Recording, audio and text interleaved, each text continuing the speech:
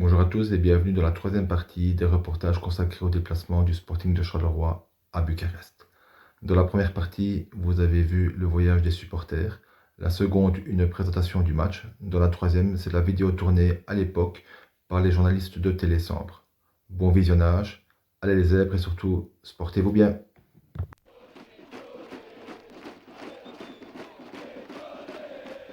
Pour faire chauffer un stade, les Roumains n'ont de leçons à recevoir de personne.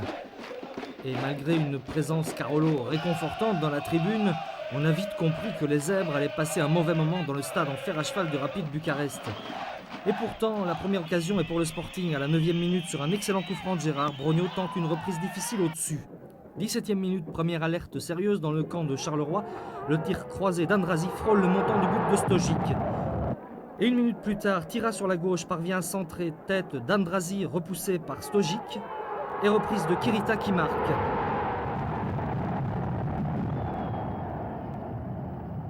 Peu après la demi-heure, Brognaud évite White et centre. La tête d'Arnold rebondit sur la latte et Missé est retenu par son garde du corps Mattei sans que l'arbitre intervienne.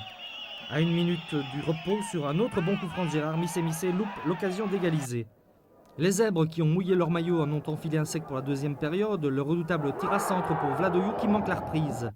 C'est le même Vladoiu qui inscrira le numéro 2 à la 70e minute.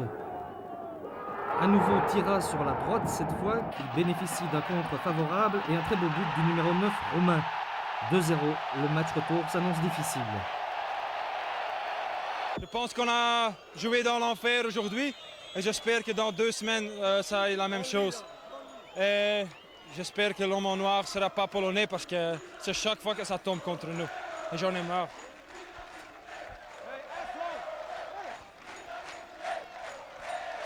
Quand tu rates les occasions qu'on a raté, les premières 3-4 occasions que reçoit le premier mi-temps, ça va être dedans. En Coupe d'Europe, tu dois marquer et certainement tu ne reçois pas 10 chances.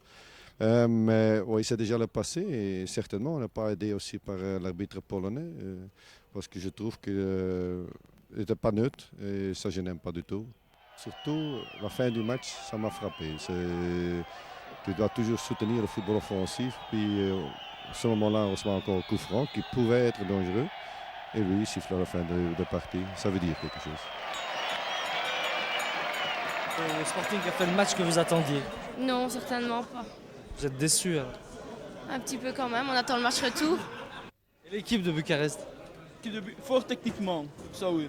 Mais assez statique en défense. Bucarest, je dois dire que Les remarqués rapides. ils ont joué rapidement, mais seulement la défense était à prendre, hein, pour le reconnaître. Hein. Oui, oui, Ok. oui, c'est juste. Le match retour? 3-0, sans problème. Les Bucarest ont bien joué. Elles jouaient vite. C'était malin. C'était malin. On jouait très vite, très vite. Charleroi a dormi, pour bien dormir. Allez, un pronostic pour le match retour? Le match retour, moi je vois, allez, logiquement, doit faire les 2 goals ici. Et moyenne de faire 3-2, 3-0.